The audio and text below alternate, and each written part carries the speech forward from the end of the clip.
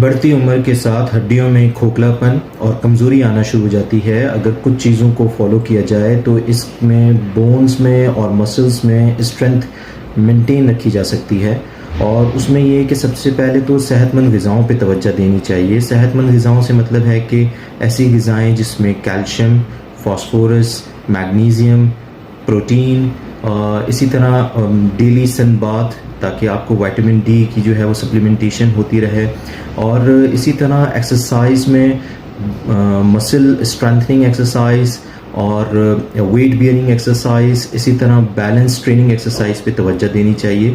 Toxic life style جو ہے جس میں ہر وقت بیٹھے رہنے والا اسٹائل یا موٹاپا ہے، تمباکو نوشی، سگریٹ نوشی جو ہے، ان سے پرہیز کرنا چاہیے۔